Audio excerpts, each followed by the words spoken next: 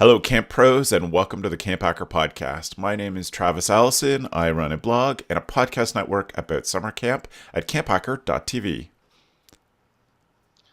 Hi, my name is Dan Weir. I'm the Director of Camping Services at Frost Valley YMCA. Frost Valley is a year-round camp conference education facility up in the Catskill Mountains. And so we're about 2.5 hours from Manhattan. And this is my 19th summer working at Frost Valley.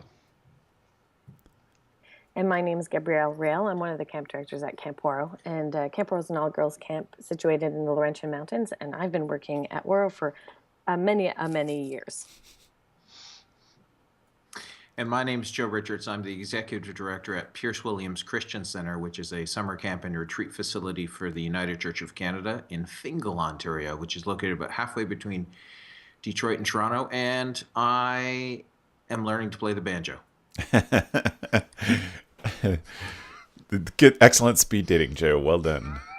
Thank you very much to the three of you for being here. It's nice to have everybody from the old gang in this, which might be our last podcast of the season. We'll have to try out some dates to see if there's one more coming. But in what we suspect will be the last podcast of the season, we want to really focus today on a topic that will be helpful and useful for this summer. And we're going to talk about the hard truth of staff evaluations. Before we switch into that discussion, I just want to tell you that, or ask you rather, if you are a longtime viewer, we hope that you subscribe by clicking on the button below this video. If you are a long-term listener and you've been listening while walking the dog or doing dishes or something, it would be great if you would give us some honest feedback. And the easiest way to do that is to go to camphacker.tv/iTunes. Let us know how you feel about the show. Give us your honest review. It is very helpful for us getting more camp pros to listen to the podcast. And thank you for that. So today we're going to talk about the hard truth about staff evaluations. And maybe the hardest truth of all is that there are a lot of camps that aren't doing staff evaluations. There are a lot of camps that are doing poor evaluations and would like to do better, and we're going to definitely address that. But it seems to be a lot of camps who aren't doing evaluations of their staff. And we have had a great opening discussion before we started recording. We're going to pull some of that together back in here. But I think one of the biggest questions that we should address, first of all, is why bother doing staff evaluations? And Joe, I wonder at Pierce Williams, why you do staff evaluations? We do staff evaluations at Pierce Williams so that the staff can grow.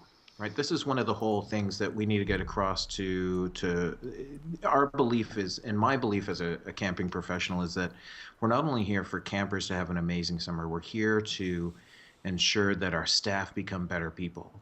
And if we don't do staff evals, we can't ask them to change behaviors, or we can't ask them to try harder or to meet goals that they've set. So it's really important that the staff know what we expect, and they set their own goals prior to the summer, and then they're evaluated on our expectations and their goal setting and their ability to meet those goals. So we really do it so that the staff leave camp as better people, and it allows us to, if the case comes that we need to let a staff go, we often talk here at Pierce Williams about the fact that by the time you sit across the desk from me, you've made all the choices to go, but you would have seen those lined up in your evals from week to week. Cool. And Gab, why are staff evaluations important at Waro? Well, similar to Joe, but basically what we convey to our staff members is evals are there so that it helps you come back next summer or you get promoted for next summer. But if you don't know how to grow as an individual, then the promotion is not an option, and neither is usually being hired back. And what we look at it as is customized staff training. So as a CIT or LIT, it's standardized in the sense that everybody does similar sessions. But then as a staff member, we need to do mini learnings for each individual, and there's certain learnings that other people, Joe and I might not have the exact needs for different learnings, but staff members do. So don't either. So we try to customize those learnings. So that's the way we explain it to our staff members, and it's to have better staff members the next year. Cool. Is there anything else, Dan, that you think that you would add to why it's important? Yeah, I mean, I totally agree with what Joe and Gab are saying. To add, I think one of the best things about doing evaluations is it really solidifies it being a professional environment. Hmm. Camp is so much of living where you work, and if you have had staff that have grown up there, entitlement is a huge thing we all battle. And so by having regularly scheduled evaluations of your staff and giving feedback in a forum, it reminds them that this is a job and that they have responsibilities that they have to deliver on. I really can't echo enough of the staff. If they don't feel like they're being developed, they're surely not working at your camp for the money.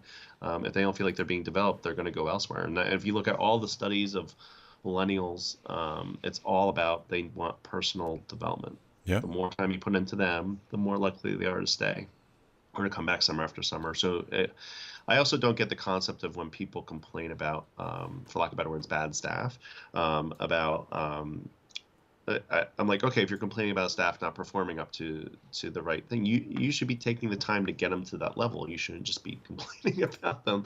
And I've heard some camp directors say, like, oh, well, it doesn't matter. We'll just get through it. And I'm like, well, why don't you take the time to train them? And that might solve your problems. And it's a lot of work, but I think those are the important aspects to really create that professional environment and to really get the best out of the staff as well. So. Right. And I agree with you that young staff members definitely want to feel their own development, but they also want to feel part of something bigger, that what they're doing has purpose. And the way that you help show that to your staff is to say, we are professionals about this. This is important. We have this huge effect on kids. We can change lives, and we're going to do it by being better every day. And so I think that's all part of the evaluation process, is showing them that we believe that this is an important part of, that they're part of something important, and we want them to grow. I think in terms of why evaluations are important is I love the story of, and I forget his name now. It's a guy who was hired to be the coach of the UK national bike racing team called Sky. And he was hired to help them win a Tour de France. And he went in and he said, we're not going to make giant changes in anything. But what we're going to do is we're going to look at absolutely every piece, and we're going to try to improve every piece by 1%. And so bike racers have money that bike racing teams have money that camps don't, but their philosophy was, we measure everything and we try to get a 1% improvement in everything. So they did stuff like they found out which pillow each team member slept best with, and they took those pillows with them when they stayed in the hotels for the races. And they did all these things. Their goal was to win a Tour de France in 5 years. They won it in 3. And by making these small improvements, they had such a drastic effect on their outcomes. And I think for me, that's why evaluations are important. If you improve every single staff member by 1%, and therefore every little interaction with campers by 1%, your outcomes are going to be so much better. And you can only get that by measuring things. And so whether it's setting up a self-evaluation system from the start, like Joe described, whether it's saying and individualizing the training, like Gab has said, all these things equal better outcomes for kids, better outcomes for the camp as a business. And so I think that going into it with this mindset of looking for ways to improve things leads you down a path of big changes even at the end of this summer by thinking about these things. So you've all sort of hinted at ways that you do evaluations, and I want to come back to that. I want to address that directly. But I wonder if there's been something over your career that's changed to make evaluations, the way that you do evaluations. How's that changed over your time as a director, Dan? Yeah, so I think one of the key things we've implemented in the past, I would say we implemented 7 years ago, is that we are doing more regular evaluations of the staff, but we're not using the same language as evaluation. Right. So we've been doing supervisions with our staff. So we require all supervisors to do one at least every 2 weeks, if not one every week, with their staff. And so supervision is just the language we use. That's a set time for people to meet, and so it's a professional time for a staff member to bring a concern up that they might not have brought on the fly up to you.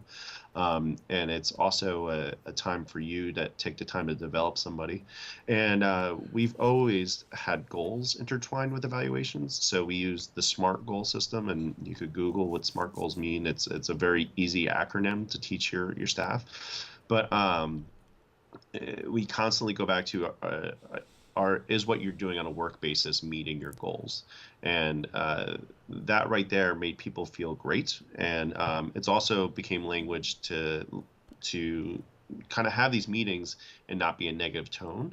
If I went up to a staff member and said, I need to meet with you one-on-one, their mind automatically goes to the negative place. Right. If I say, oh yeah, we haven't had supervision in a while, you and I should sit. It doesn't go to a negative place. It goes to, oh, okay, great. I can bring up this. I can bring up that. That's been the most radical change. And it's made evaluations easier. We've seen more development with our staff. And so we use these in between the times of evaluating staff. As an ACA, you should be doing a mid and a summer. An ACA camp should be doing that. And I've watched a number of camps get around that in various ways. But as a whole, I really believe in them. I really believe that the more you invest in your staff, the more they're going to invest in their kids. And we've actually even talked about, should the staff be doing these type of supervisions with the kids? Right. Like when they're having trouble in the cabin dynamic, is to do one-on-ones with the kids and to make it a regular thing. So even if they're 15 minutes long. But so that's something we've done new in the past decade that it's become such an integral part of what we do that it's amazing. So. Right. It makes me think, Dan, I've been talking with camps a lot this winter about the value of having staff, developing a system for your staff to know when they've spent time with each camper. So like a supervision, like just one-on-one quiet time, whether it's just walking somewhere, you're engaged with one kid at a time, and trying to figure out a way so that each staff member can be accountable to try to spend 2 minutes a day with each kid. Just quiet one-on-one, not moving around, but engage in some real conversation. And I think if you push that up the chain, then it's the same expectation for staff, exactly like you're describing. Like as a supervisor, you have these structured times, which I think are important. It shows the value of evaluation when you have something set aside like supervision.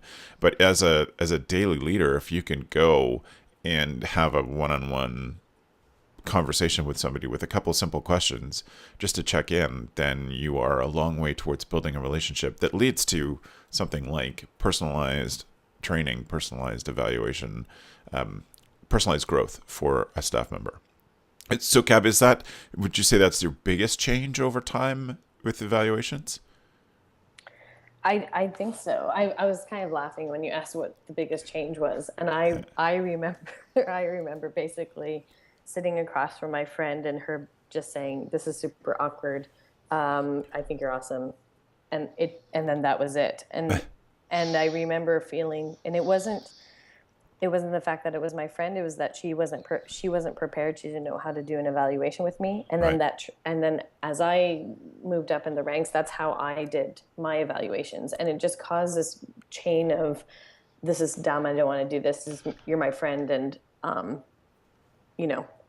I'm not going to tell you how you're doing your job. Just do your job well," type thing. Right. And I think basically over the years, what we've had to do is really create clear expectations, make it consistent, have them also problem solve, because that's the whole point. We're trying to make camp better. We're trying to make you feel more prepared for camp, and then also that it's not personal. Right. And a way that we started doing that was just giving feedback at the end of an interview. Returning staff members, new staff members, everybody gets feedback at the end of an interview, so that it's putting it in there that we're going to constantly be giving feedback. The other thing that we did was we call them check-ins. That's one, and then two, we do group check-ins and individual check-ins every other week. So one week I'll have an individual check-in, and then the next week I'll have a group check-in, which will be with two other people Right. and a supervisor. And there we have just a simple conversation. How are things? How do you think this is going? How's assembly? Do you think staff morale going up, going down? And just as a group, we have a conversation, and it sort of brings this idea that we're all in this together, and we're just trying to figure stuff out. And then, of course, it comes down to what we expect from you. So, what do we expect, and what do we need from you so that we can be a successful team and you can grow as an individual? But the people that are running the evaluations, you have to be very aware of how ready they are to do so, and also who they are evaluating. And if it's a little too close to home, I think it's good for a camp to have a system in place where it's not always this one individual that does the evaluations, that you can sort of move evaluations among different supervisors and it doesn't look weird to the staff. Right. If all of a sudden it's just the camp director that's doing this one evaluation with this one staff member, that really sends off alarm bells. So Yes. what system do you have in place where it can be a little bit more flexible? Right. Oh. That's funny, the alarm bell thing. When we're hiring, they suspected if they got a phone call from me that they weren't going to get a job. Right. So if they'd hear Zoic's voice, they'd be like, oh crap, I didn't get a job. Which wasn't always the case, but I definitely did do all of the you didn't get hired calls. But yeah, I can see how that works. And I think staff are much more staff, even though there isn't a plan. Yes. They're always looking that there's some sort of behind the scenes scenario, mastermind, puppetry that's happening. So you sort of have to just be careful about. It's like, oh, Gab's going to talk to you. That means this. Right. And, you kind of have to make it. This is normal. This is normal stuff. So. Yeah. Right. Cool. So, Joe, among us, you probably have the most varied experience as a director, having worked at different camps. I wonder what were the highlights that you picked up over your career in watching or working for other directors or working for other organizations than the one you're at now?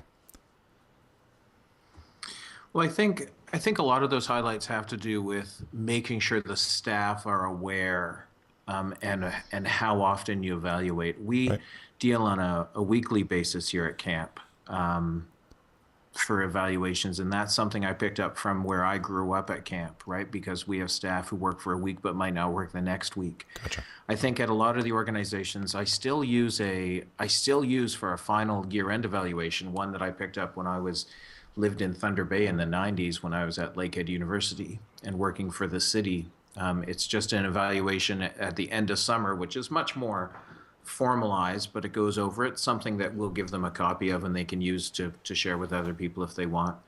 I think that what I've picked up, there were years when I attended the Ontario Camp Association Directors Conference, and every time, here's one of my secrets. Every time Camp Robin Hood had a session on evaluations, I would go to it. Right. Because Camp Robin Hood gets evaluations right, and they change it as they go. And so I've used a lot of that as I move forward, which tends to be with making sure that staff are aware, making sure that staff know your expectations, but also that they set their own expectations, right? So they have these goals that they list at the beginning of the summer, and then every evaluation is checking in to make sure they're reaching those goals and time again, so that if they do reach those goals, they can set new goals, and if they don't, you can ask them why, and as they move forward.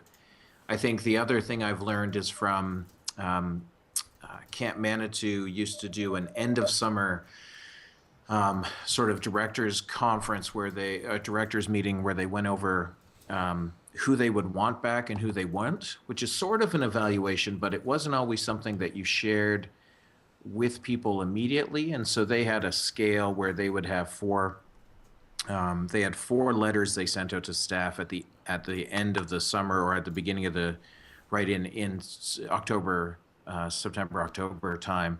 One was, we're going to invite you back. we really want you and we're going to recruit you. Number two is if you apply back, you're going to get a job. We love you. Number three being there were these issues and we should follow up with those. And then the fourth type of letter was thanks and have a nice life. So it was, and this was an evaluation that when my wife was directing here, when we first started at Pierce Williams, we would literally sit down with the staff list and just go over and say, okay, well, are they a 1, 2, a 3, or a 4? Right. Right. So 4s are people we're never going to have back. 3s are people we'll work with. And for the first 3-5 years that I was here, we really did work with 3s and try to get them to move up to 2s or to 1s.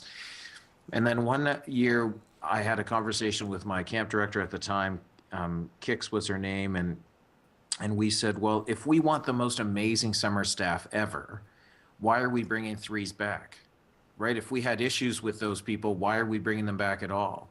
And there's a balance, and so we decided that year to only take 1 and 2s back, and we've now expanded that observation scale to be a scale of 10, and if you're under 7, you're not going to be invited back as an average. There's 5 or on initiative, independence, problem solving, communication, ability to work in a team, adaptability, compassion, leadership, passion for what camp is, willingness to do what needs to be done. So we rate them on all of those things on a scale of 1 to 10, and then we add that up and we average that out. And then we do that for like 7 leadership team members do each person. Right. So then we take the average of that. And if you get below a 7, if you between 7 and 5, we'll still talk to you. It's not like we ostracize you, but once you get below a 5, we might very well never hear from us again. Right. And we might delete you from things. But that's been a really, and the trick with that one, and what I've learned through other camps, and especially through doing this for 10 years here, is that we didn't used to tell them we did this. And then when we started to say we're only going to bring 1s and 2s back, we decided we had to tell them.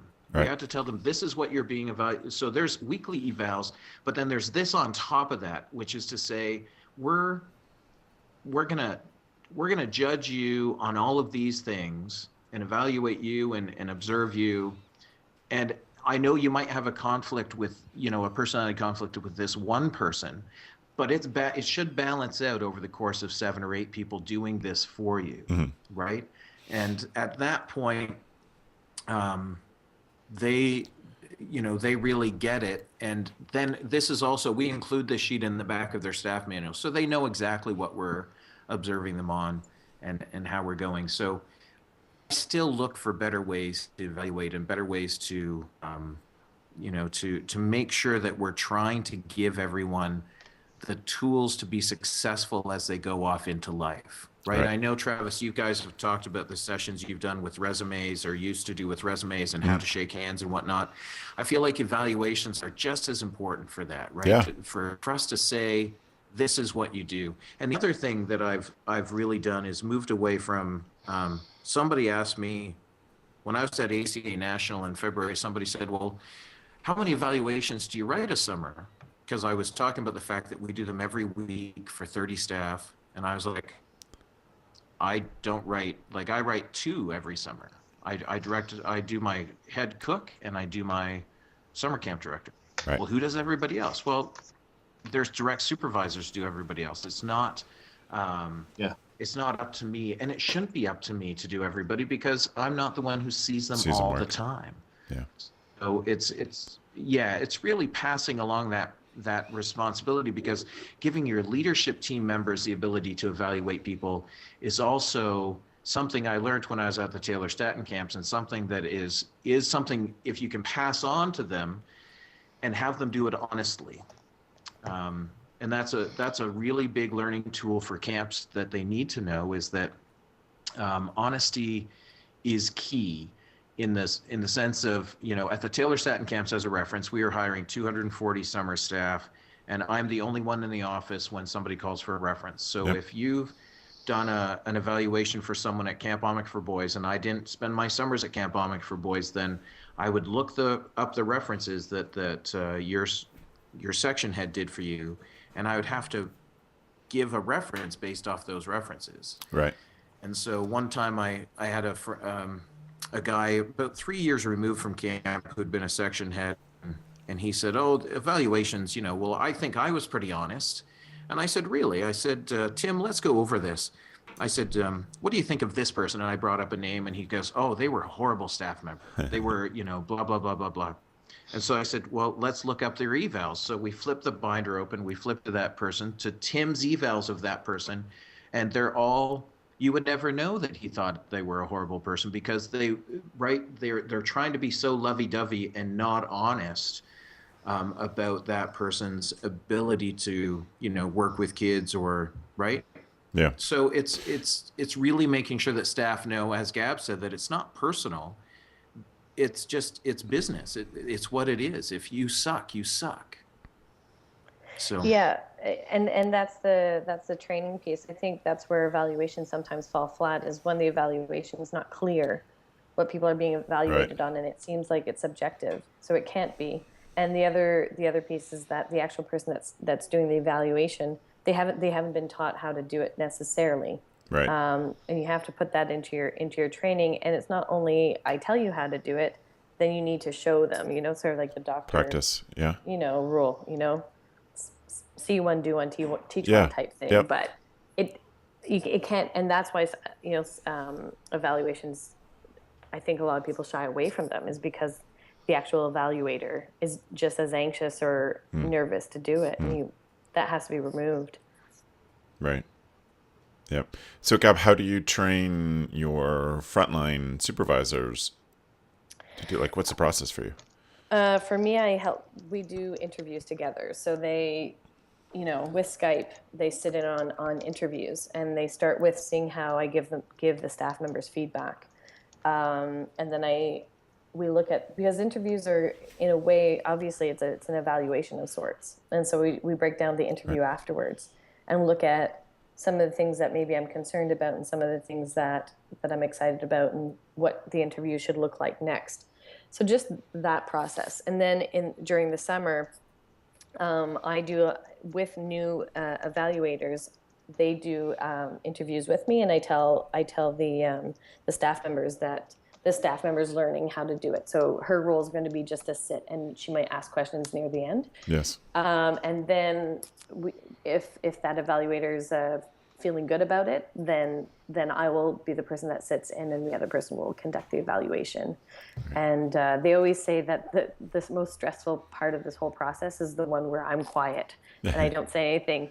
But when they do it by themselves, they feel a lot better. And then they also report back to me when they do it on their own. And it's just that sort of simple process. It takes time, but if you can, as Joe said, you should not be the one that's doing, part of being a supervisor is being able to give feedback. And this is also the piece of staff members growing as individuals. The fact that, a young 21, 20-year-old, 22-year-old can give concrete feedback and do it well, that's going to really serve them in other positions in a job. It's an amazing skill to be able to have. It is. Dan, do you have a process for teaching your staff how to evaluate? Yeah, so there's a really great episode of the American Office that we'll show clips from, where Michael Scott's giving evaluations, and we'll use that kind of as a platform to kind of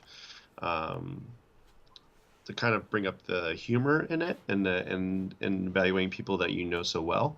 And then because I think at one point he has to do evaluation of somebody's doing evaluation of him that he's been dating, and he does an evaluation of his close friend Dwight, and it's pretty blurred.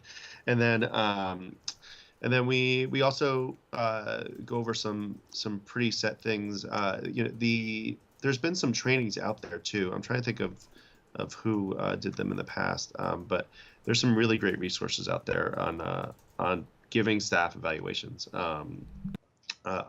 We could add them to the show notes, I'm sure. But for a lot of it, we get supervisors to tell the stories of what works for them, because performing evaluation is such a human thing in some aspects that you really have to figure out what works for you in delivering feedback and how you do it. But we definitely encourage them to be direct and honest. The lovey-dovey important part of the supervision and an evaluation. It's just so funny because one of my first questions to all the staff, whenever issues brought to me, was like, great, has this been brought up to them before, like in a supervision or an evaluation? And often it's about 50-50. It's either yes or no, and then the no's are like, well, why didn't you? And then the yeses were like, great, how did you deliver that? Like, how'd that go over? And then it's about 50-50 with that. We're like, oh, well, I was really direct about it, or I didn't really tell them how badly they were doing with it. And it's pretty amusing in that sense. But we do train the staff. I think it's important. I think Joe really hit a great point of the camp that has 30 staff, and then you try to do all the evaluations yourself, how you're never going to get through them because you just don't have enough time, and then you're not going to value them. And that's usually the camps that don't do their evaluations are the ones that they don't value in that sense. Or that I really do believe, I look at like how the camp staff grow because they're taking care of children.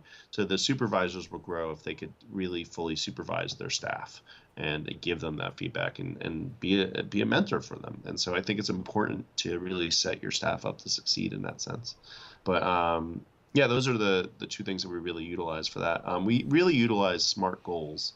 We always go back to that in these discussions, because in the goal setting, we're setting goals that align with our camp and align with the person. So that way, when you're evaluating their performance, you're going back to, look, this is something that you want to do this summer. And it's using their language. And it's not always a top-down, like, this is a deliverable in your job. This is, look, you're missing a key part, something that you said you were going to do and we're excited to do. Yeah. So, yeah. Now, Gab, you said something before we started recording about evaluations being from the outside in. Can you tell us what you mean by that? Yeah, so there's a little bit of a rhythm, I think, for evaluations. And the first piece you want to do is a transfer in, which is just how are you doing? Where did you just come from? What did you eat? That type of thing. So if they were down at Waterfront and a kid, I don't know, threw up on whatever, because kids throw up constantly at camp. Yeah. So throw up, everything's fine, no problem, but they come into the evaluation and they sit down and you're like, okay, so this is how things are going. And they had all of this happen just before. You want to do a little bit of a transition in. So, how you doing, all that kind of stuff. And then after that, we talk about their observations in the different parts of camp. So, talk a little bit about your kids. Who's connecting to who? What's their fun level at different times of the day, so on and so forth. And then same in activities, same in programs, same at the table. And we look at their role in that impact. And sometimes it's a very, very, very little impact, and sometimes it's a high impact. And we look at the positive versus the negative. And this is a way of showing staff members that their actions and their presence is invaluable to the campers' experience at camp, and especially near the 6-week slump area of camp. If you do this at the beginning of the summer, it sinks into them that when they start to disengage, or if they're not putting in the energy that we want them to put in, it has a form of impact. And it's a way of them evaluating our camp program. And so that's from the outside, and then we start narrowing down into their internal responsibility and what motivates them and what brings them down and what's their responsibility. And what it usually comes down to is problem solving and talking to the people that can help you out. So being aware of the situation and then problem solving that. But it's really worked well for us because it doesn't make it personal. It makes it about the campers. Great. Yeah, and also, of course, the people that they work with, they have an impact, Yeah. So there's a couple of So I guess, Joe, I'll start with you. How many of these touch points end up written down and in the file? How many of which touch points? Well, the weekly check-ins and goal evaluation, see how they're doing on their goals, and it sounds like a co-evaluation from one counselor. How many of those are written down and kept with the person's personnel file? I would say the majority. Okay. right? Like when I look at the 2014. So for example, I go into I'm sitting here in front of my computer and I'm looking at one member's evals from last summer, and I see 9 pages of evals. Okay. Right, so I see one, two, like every week she's been here, plus a 2-page final eval. Okay. Right, so you get to see a lot. We don't do, and that's one of the things we don't do a lot of co-counselor evals, right? Like peer evaluations. It is a skill, I think, that if we did that, it would prepare people better to be honest as they go forward. Counselors do evaluate CITs, and that's so the counselor. But a lot of these get written down and put in the file, and then year to year, those are all saved digitally. So your staff files keeps growing year after year, as long as you keep coming back. Right. Cool. And Gab, for you, how much of these are written down? All of it's written down, Okay. basically.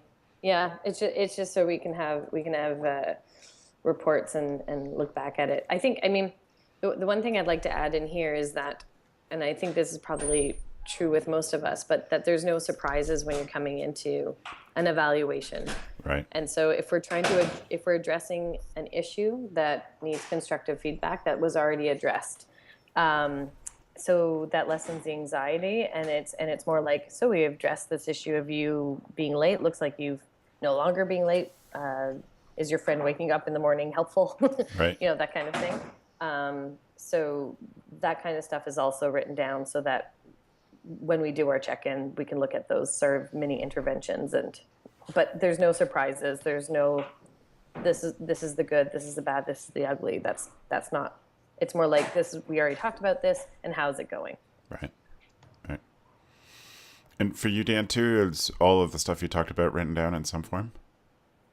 Yeah, we do it basically in two forms. So we have our evaluation form that we do for mid and end of summer. And then we have a separate supervision form more to document the conversation. Because again, you might bring up some things in a supervision that you don't necessarily want to be on your evaluation. Yes. But we do want to kind of capture that we talked about it. Okay. Especially if there's a recurring issue, then we can say, look, this is being your supervision, this is being your evaluations. So there's two separate forms, and the staff really do appreciate that. I think there's a little more openness that happens in an evaluation sometimes in supervision than evaluation, Yeah. which can ultimately lead to a better evaluation as a whole. We also still do observations as well, activities led. So for instance, if you're an instructor, you'll have of archery, you'll have a separate observation form of how you teach that, because we view it as three different things. So there's how you're doing a certain activity and an observation is different than how you might be as a staff member overall at camp. So. Right. So it's written down, Dan. Is the final product paper, or is there a file system that supervisors can access on the network, or how's that work? No, it's all paper, and it's all kept in files, and it's all kept in the office. So Okay. yeah, we still. It's funny. We very much are. In terms of operating year round, in terms of the amount of logistics I need to go for the size of our camp, we do like everything in Google Calendar and multiple things on Google Drive and systems and forms and whatnot. But at the end of the day, for managing summer camp, we still go back to paper. So Right. And Gab, for you, is it paper, or is there some sort of digital process? Well, it used to be paper, and now we're shifting into using Trello, Okay. which you can put passwords on, and just so that it just makes things a little bit more efficient, I think. So Okay. we're going to see if that will.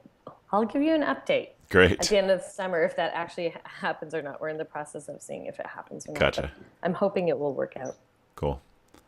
And for you, Joe, paper or digital? All of our evals are done paper-wise, and then they're scanned in and kept digitally. We do keep the paper, but we file it every year into a banker's box. It goes into our storage facility. Gotcha. Gotcha. So you've all had some great stuff and great ideas. And I was trying to think of what I can add to this conversation based on research I've done or other things that I, have thought about in process of designing these kind of systems for camp directors. And one idea that I really like that is less formal and maybe sounds a bit like Gab's small group check-in things. And we did a bit of this, and I think I would do more of it if I was directing today, where each person had an accountability partner.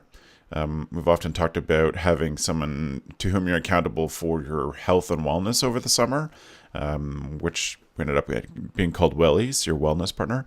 But I wonder about something like an accountability partner where you can, as leadership, you are encouraging people to check in with their accountability partner and do some of this low level stuff. Just make sure people are focused on their goals, see if they need some help, etc., and give them some way of a less intimidating way to build their own performance before it comes to an evaluation, a formal evaluation with a person that sees that. Also, I love that you've all been so focused on teaching staff how to do good evaluations. I wonder if the counseling staff see that, like see an example of an evaluation during staff training, so they know what to expect going into it.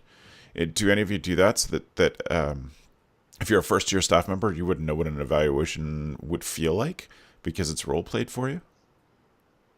I love the idea. I've never done that. We do evaluations during staff training so that it's a little bit less perhaps anxiety provoking once the campers are there. So, and also we can ask them if they have any questions and make it not so intimidating. But I do like the idea of perhaps just showcasing it. Right. That's kind of cool. Cool. Yeah, we go over the we eval forms and whatnot, but we don't do a role play like that. But that is an excellent idea. Dan? Yeah, and we'll do supervisions during staff training. Gotcha. And so that's kind of the entry way. And then we talk about the evaluation coming up and if they want to see the form, that sort of thing. So it's not a role play, but the supervisions essentially is kind of a role play for the evaluation. So Right. Thinking about that accountability partner system, so before I go back to what I was talking about, thank you for sharing your ideas about those kind of things. And it's cool that you're giving them a chance to experience it before the real pressure's on. I think that the first day kids arrive, staff tend to almost forget everything they learned the week before, and then it comes back to them over 48 hours. Like, oh yes, now we're into the rhythm, and now we see what they're talking about those during training.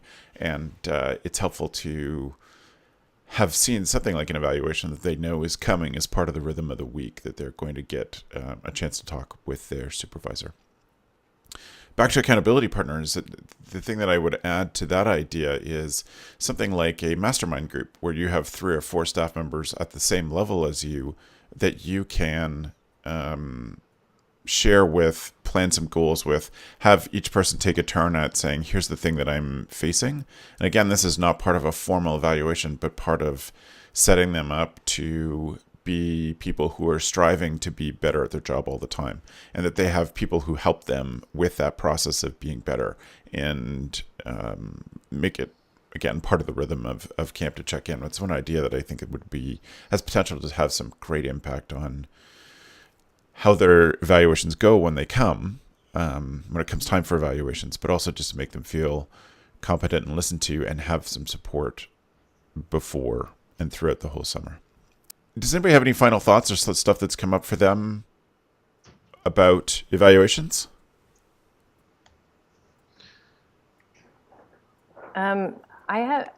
We used to do our evaluations. So for example, when the campers would arrive the first week, then we do our evaluations the second week. And now that we do evaluations during staff training, we do evaluations on the first week of camp. So every time after 4 or 5 days since the campers have been there, we start our evaluations. And I don't know why we never did that before, but this allows for any, we're aiming for implementing change immediately and Yeah. not waiting too long. So I think if you can do it, and the goal, of course, is there's no surprises. So you're trying to make any of those interventions before their evaluations. So I think for customer service, the earlier you can do those evaluations, the better off it is. Cool. Great. Dan or Joe, any final thoughts? I think my takeaway is that my final thoughts would be that evaluations are a skill, and it's a learned skill, and it's a skill for the evaluator, and it's a skill to have someone not be freaked out by an evaluation, right? Even now with our full-time staff here, we do the yearly review, but in essence, I don't call it that. I literally surprise people. I sit down and I ask them what they, all of those things. And I think if you can train staff how to write them, and in a way train staff how to receive them in a positive manner, I think that's a huge benefit. And it's also the scheduling of that. That's the one thing that I think we didn't cover is sometimes your schedule, right? If in a weekly camp setting, Fridays you're not going to get through. If you have 10 evals to do, you're going to be very hard pressed to get through them, right? So you need to really plan and schedule your evals so that you get them done at the right time. And so you're not holding people up at the end of the camp session, and they can't leave when they need to leave to go home and get their rest. Gotcha. And for you, Dan, any final thoughts?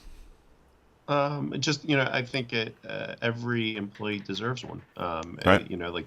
How can you expect people to get better if you don't let them know what they're doing right or doing wrong, and I think it's important to highlight the things they do well, as well as the things that they need to improve on. And if they don't know what they're doing well, then they're definitely going to move on to another company. And if they don't feel like they're growing, they're definitely going to move on to another place, and you have a responsibility as a manager to do it. I don't really look at it as an option. I look at it as it's a mandatory, but yeah. Cool.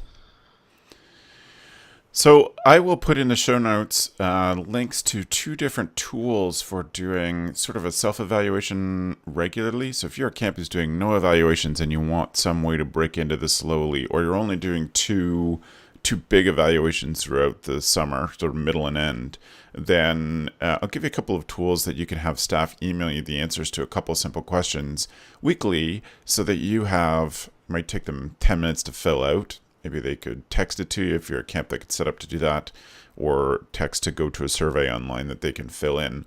But so that at least you're getting information from your staff every week that helps you feel like they have an understanding what's going on at camp and are pursuing some challenges themselves, like pushing themselves, and you have a handle on those. So I'll put those 2 tools in the show notes for this show. So if you want to see the show notes, please go to camphacker.tv/podcast, and you'll see all of that there. But I think the 3 of you for a great discussion today on the hard truth about staff evaluations. It's a good discussion and an important one. That means then that we are going to move on to our tool of the week. So I thank our 3 co-hosts for bringing one tool with them that makes them a better camp director. If you're just joining us for the first time, a tool of the week is something that I know that people look forward to if they're long-term listeners. And you can go back again to camphacker.tv/podcast and see past tools of the week and get some great ideas of some things to make your life as a camp director easier. For this time, I'm going to start off with myself. I have a neat tool that I have a neat tool that I don't recommend you to buy. There is a website called the 5-Minute Journal that has a paper copy journal that encourages people to do something 5 minutes reflective every day.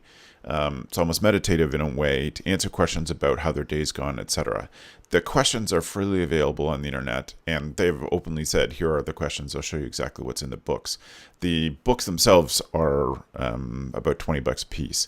And I know that we did this as staff people because we were able to, when we were directing, we were able to have staff, almost our whole staff together, I suppose 1/5 of our staff together 4 nights a week for 45 minutes to an hour. And it was staff development time. It wasn't staff meeting. But the beginning of that staff development time was always 5 minutes of journal writing. And so the 5-minute journal has some great questions that I would encourage you to try to get your staff to make a habit, or provide some reflective space for them to do it every day. Because there's some really cool questions designed by psychologists to help people have some better reflection on their own day, and to improve their performance going forward. So I thought it was a fitting choice for our topic today. And that's at the 5-minute, no, not, it's at 5minutejournal.com. So you can find the links to that and those questions in the show notes. Dan, what's your tool today? So I picked this up last week, and it's basically a task manager notebook.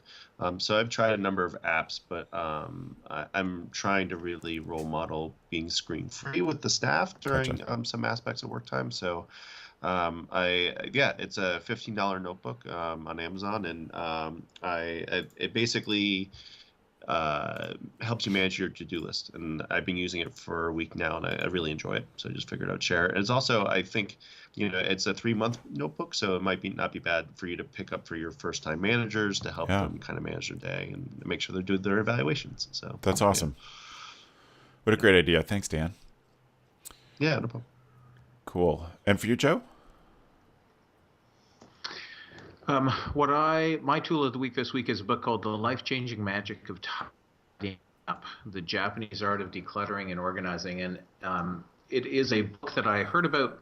I'm not sure where I heard about it first, be it CampHacker or somewhere, but I sort of paused and then saw it at a bookstore, and I picked it up and bought it. And it changes everything I used to think about tidying up, right? This idea that you're essentially, if you just put things away and tidy this section today and that section tomorrow, and it goes more to the David Allen getting things done method of, put everything in its place the first time, right? So the getting things done model goes to the, dedicate a couple of days to get your life in order with all your to-dos and whatnot. And that's what this Life-Changing Magic of Tidying Up reads as well, is you need to do everything all at once, and then life will be much easier to take care of itself. And it's a something that we're implementing at camp, right? I'm not sure if everybody has a program shed, but we have what we call the milk house.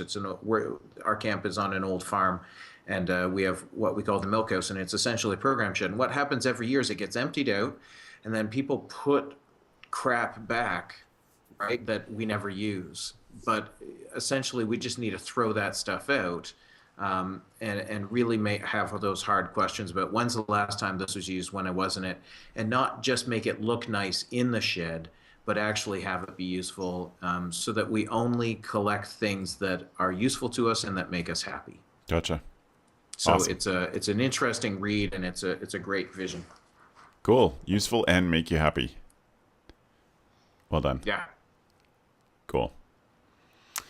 Gabrielle, what's your tool? My tool is the Mighty Mic, and the Mighty Mic is a microphone that you can use on your iPhone or your Android. And if you are thinking of recording your camp songs, which I encourage everybody to do, because new families like to hear that, and returning families like to hear those songs as well. Yes. The Mighty Mic just makes it a better recording. And anybody that's sort of a videographer geek, usually they like to hear what they're recording to see if the levels are fine. It actually has a jack so that you can also plug in your earphones to listen. So there you go. Yeah. Awesome. That's cool. Good. Sorry, I got lost in looking at the page for that. So put a link to the Mighty Mic. Start singing.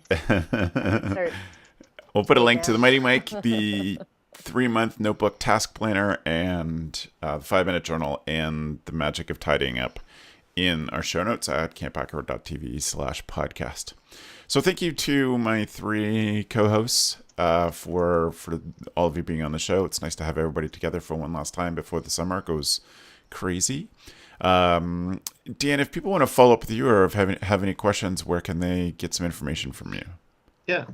So I tweet at Dan Loves Camp, and I blog at the same address, danlovescamp.com. And then I work at Frost Valley YMCA, so frostvalley.org.